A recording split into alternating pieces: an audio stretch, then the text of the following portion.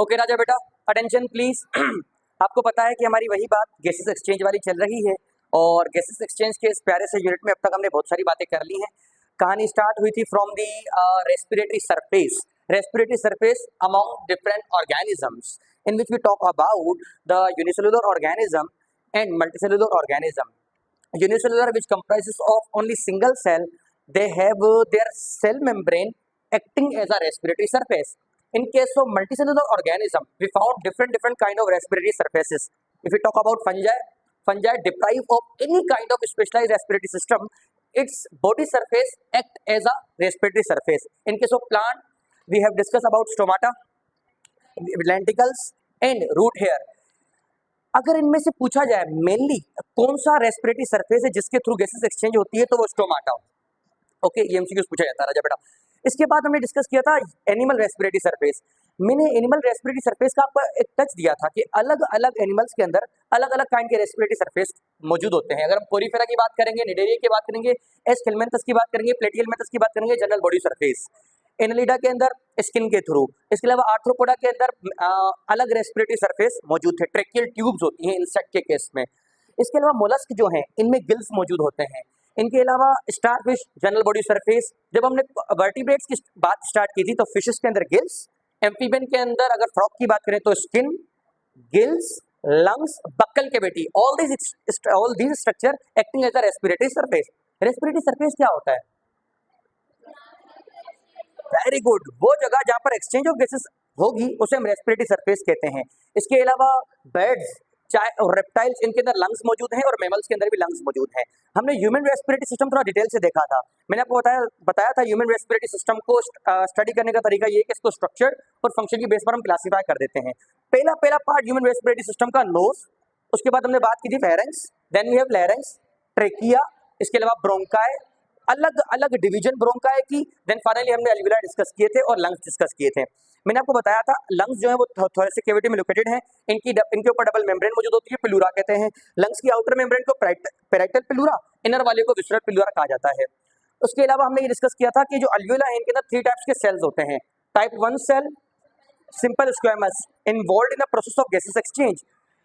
Type 2 cells, septal cell, responsible for the production of surfactant, which is a mixture of lipoprotein and phospholipid.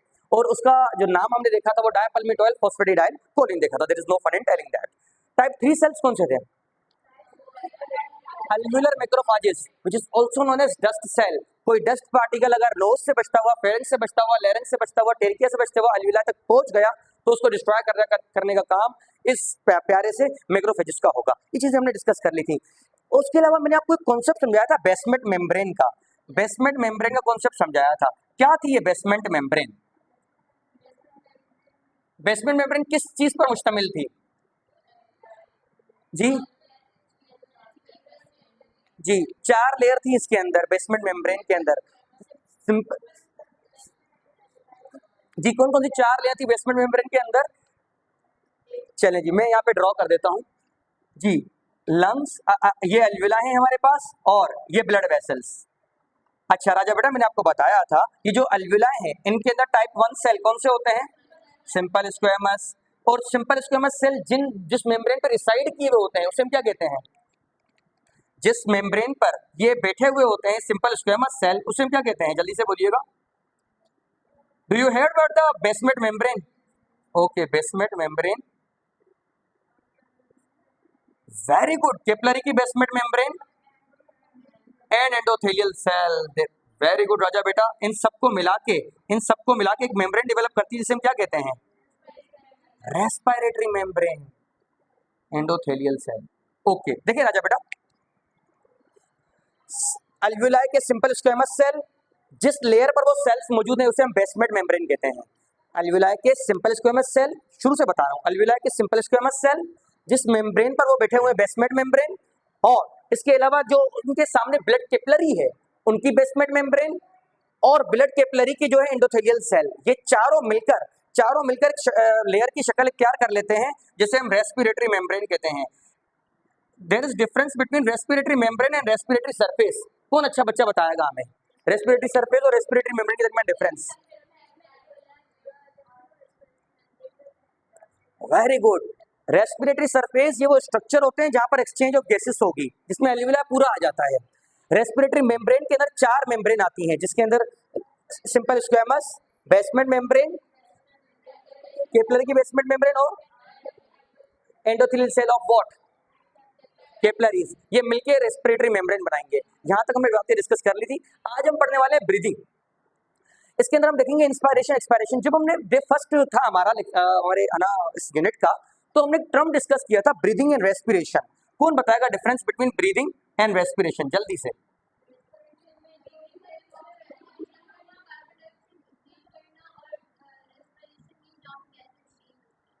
Very good. इन्होंने बताया कि simple entry of oxygen and exit of carbon dioxide ये breathing है, लेकिन entry of oxygen हो, वो oxygen blood के through individual cells तक जाके पहुंचे और सेल के लेवल पर ये ऑक्सीजन ग्लूकोज के साथ कंबाइन हो। ऑक्सीजन प्लस ग्लूकोज हमें carbon dioxide plus water ATP provide करे, और उसके बाद ये कार्बन डाइऑक्साइड जो है रिमूव हो जाए। That is what is called the respiration that we have.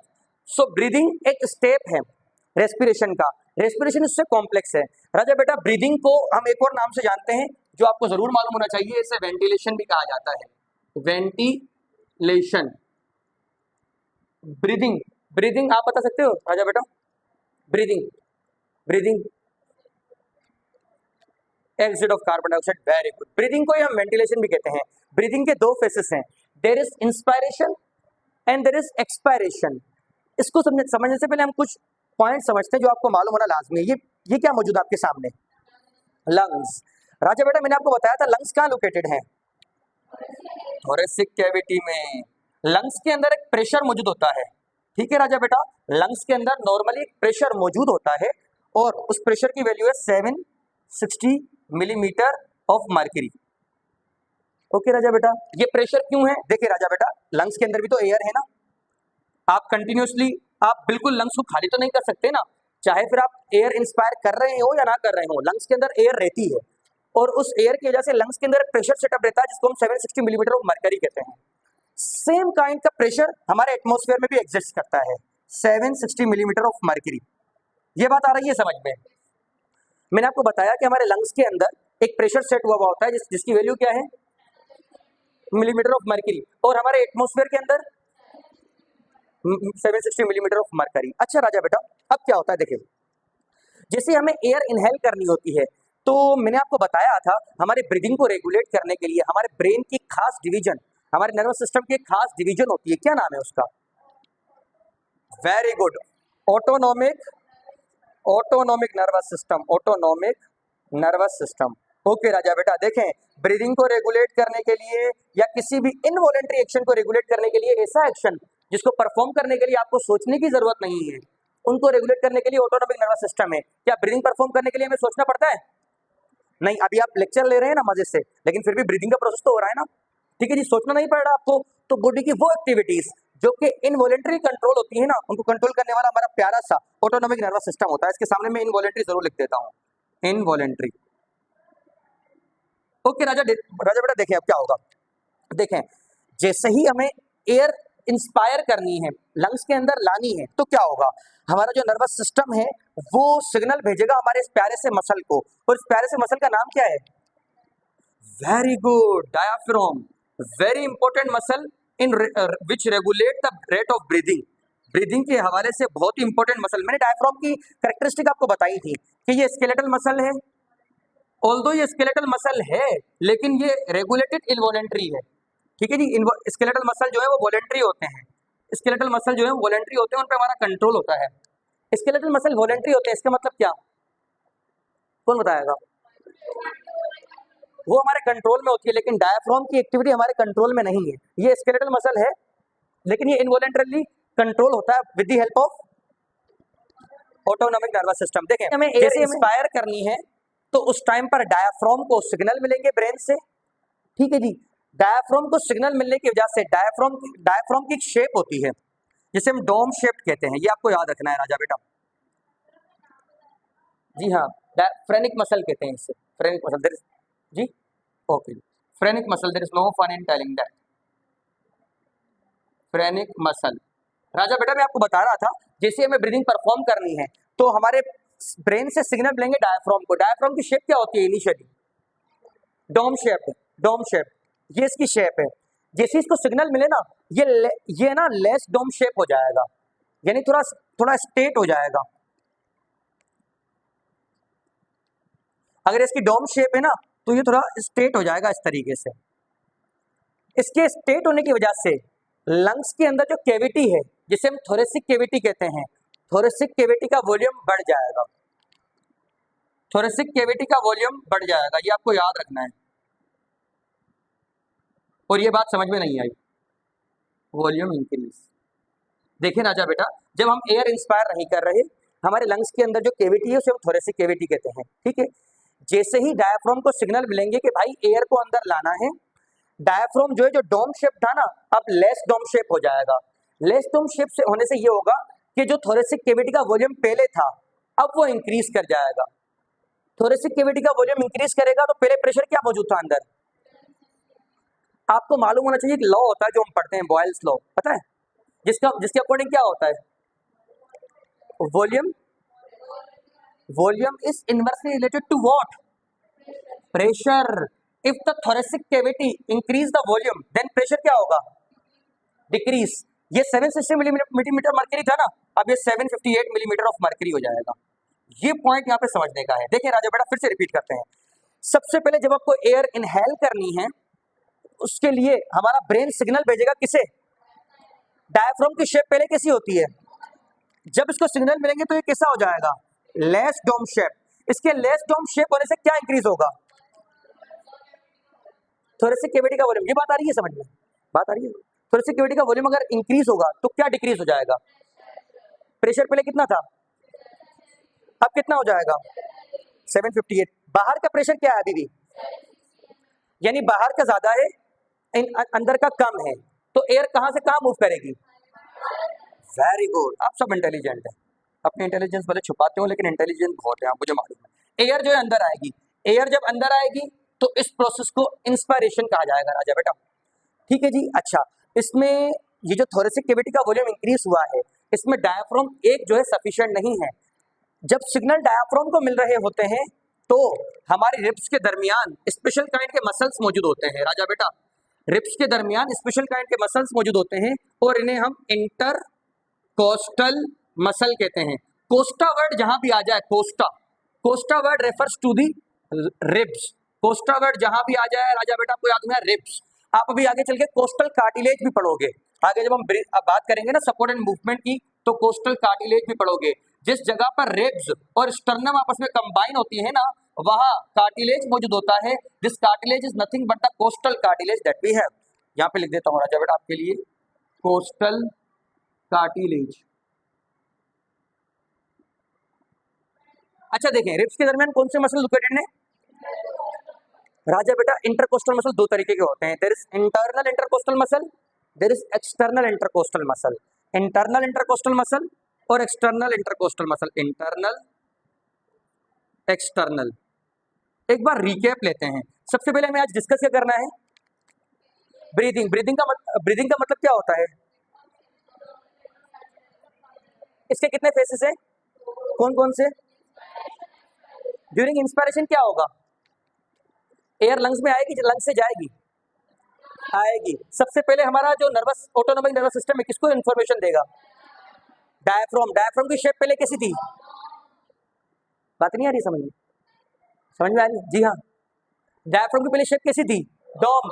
Signal मिलने के बाद कैसी हो जाएगी? इस लेस डोम शेप होने की वजह से क्या होगा? जी हाँ, क्या होगा?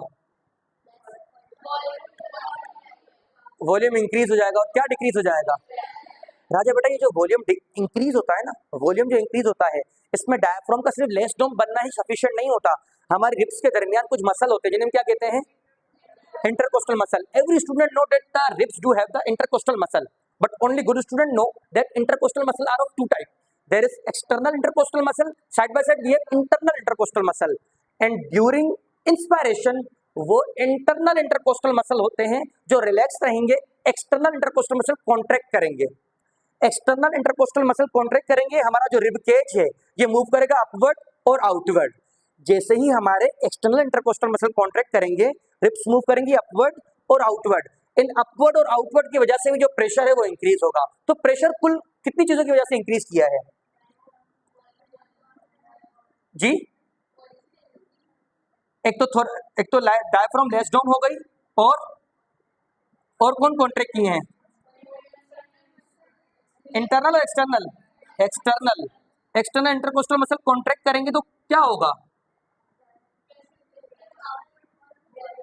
रिप केज मूव करेगा अपवर्ड और आउटवर्ड। इसके अपवर्ड और आउटवर्ड से क्या होगा? इंक्रीज हो जाएगा, और प्रेशर और एयर लंग्स के अंदर। ये चीज देखने के लिए एक बात, अगर ये आपने समझ लिया ना, एक्सपायरेशन आप मुझे समझा दोगे। इंस्पायरेशन के अंदर राजा बेटा एयर जो है लंग्स के अंदर आती है। लंग्स के अंदर एयर लाने के लिए लाजमी है कि इसका जो प्रेशर है, जो कितना था इनिशियली, उसको कम करना है, सो दैट एयर जो है अंदर आ सके। इस प्रेशर को डिक्रीज करने के लिए हमारे पास कुछ स्ट्रेटजीज हैं। सबसे पहले डायफ्राम को सिग्नल मिलते हैं। डायफ्राम कैसा हो जाता है? लेस डोम। उसके बाद किसको सिग्नल मिलेंगे? किसको? डायफ्राम के बाद सिग्नल किसको किसको मिलेंगे?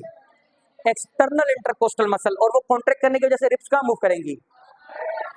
और एयर जो है लंग्स के अंदर आ जाएगी, क्योंकि थोरेसिक वॉल्यूम जो है वो इंक्रीज कर गया है, थोरेसिक जो प्रेशर था वो डिक्रीज कर गया है। ठीक है राजा बेटा, इस तरीके से एयर अंदर आएगी, और एयर की जो ऑक्सीजन है वो ब्लड के अंदर, और ब्लड की कार्बन डाइऑक्साइड जो है वो शामिल हो जाएगी एयर के अंदर। अब इस एयर को वापसी बाहर भेजना है। सारे सिनेरियो जो है वो उल्टे हो जाएंगे। यहाँ पर डायफ्राम को जो सिग्नल मिल रहे थे, अब वो सिग्नल मिलना स्टॉप हो जाएंगे। जब डायफ्राम को सिग्नल मिलना स्टॉप होते हैं ना, तो बजाय उसको लेस डोम से डोम बनना होगा ना, डायफ्राम नाराज हो जाता है, ये मोर डोम की तरफ चला जाता है, ये मोर डोम शेप हो जाएगा। राजा बेटा देखें, डायफ्राम अगर मोर डोम हो जाएगा, अंदर की तरफ चला जाएगा, तो थोरेसिक वॉल्यूम इंक्रीज होगा डिक्रीज होगा? डिक्रीज। जगह जो है वो कम हो जाएगी।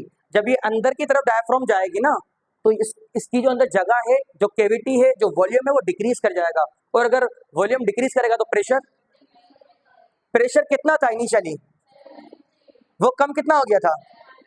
अब जब डायफ्राम डोम के बजाय मोर डोम हो जाएगी ना, तो ये प्रेशर हो जाएगा 762 millimetre of mercury. 762 millimetre of mercury. अगर अंदर का वॉल्यूम बढ़ेगा तो प्रेशर जी, अगर वॉल्यूम डिक्रीज होगा तो प्रेशर बढ़ेगा। प्रेशर कितना हो गया है? Millimetre of mercury. अच्छा, यहाँ पर कॉन्ट्रैक्ट कौन किए थे? यहाँ इस केस में कौन कॉन्ट्रैक्ट किया था? यहाँ पर एक्सटर्नल इंटरकोस्टल मसल रिलैक्स, और कौन कॉन्ट्रैक्ट करेगा? Internal intercostal muscle. और रिप्स जो आउटवर्ड अपवर्ड मूव करेगी ना, वो इनवर्ड और डाउनवर्ड मूव करेंगी, इनवर्ड और डाउनवर्ड। वॉल्यूम और कम हो जाएगा। वॉल्यूम कम होगा तो प्रेशर बढ़ा हुआ होगा, और जो एयर अंदर मौजूद है वो बाहर चली जाएगी। अब एक बार सारे का रिकैप लेते हैं। बहुत ही आसान सा फिनोमिनन है। देखिए, ब्रीदिंग को इस वजह से मैकेनिकल प्रोसेस भी कहा जाता है। पता है क्यों? यहाँ पर बहुत सारे मसल्स की कॉन्ट्रैक्शन एंड रिलैक्सेशन इन्वॉल्व होती है। राजा बेटा, ब्रीदिंग के कितने फेजेस हैं? कौन कौन से? Inspiration is also known as inhalation and expiration is known as exhalation. There is no fun in telling that. Inspiration के केस में सिग्नल किसको मिलेंगे? सबसे पहले जो वॉल्यूम है थोरेसिक कैविटी का, इंक्रीज करेगा डिक्रीज करेगा? इंक्रीज। और प्रेशर डिक्रीज कर जाएगा। उसके अलावा जो एक्सटर्नल इंटरकोस्टल मसल हैं वो रिलैक्स होंगे कॉन्ट्रैक्ट होंगे? कॉन्ट्रैक्ट होंगे। रिप केज मूव करेगा अपवर्ड एंड आउटवर्ड, एयर अंदर आ जाएगी। और in case of expiration diaphragm को सिग्नल मिलना स्टॉप हो जाएंगे। उसकी शेप कैसी हो जाएगी? मोर डोम होने की वजह से जो वॉल्यूम था, थोरेसिक वॉल्यूम, वो इंक्रीज होगा डिक्रीज होगा? डिक्रीज। और प्रेशर कितना हो जाएगा वैसे? वेरी गुड, जगह में आप सब। 762 मिलीमीटर ऑफ मर्करी। और जो एक्सटर्नल इंटरकोस्टल मसल थे वो क्या हो जाएंगे अब? और internal intercostal muscle contract. Air जो अंदर मौजूद थी वो बाहर चली जाएगी। ठीक है राजा बेटा, ये है नॉर्मल ब्रीदिंग का प्रोसेस। ब्रीदिंग को मैकेनिकल प्रोसेस कहते हैं। एक चीज आपको समझानी है जो बड़ी डिस्टर्ब करती है। देखिए राजा बेटा, जब हम एयर को अंदर लाए थे, तो प्रेशर हमने डिक्रीज किया था इंक्रीज किया था? सोच समझ के जवाब देना है। जब हमने एयर को अंदर लाए थे तो प्रेशर हमने इंक्रीज किया था डिक्रीज किया था? डिक्रीज। पहले कितना था और बाद में कितना हो गया?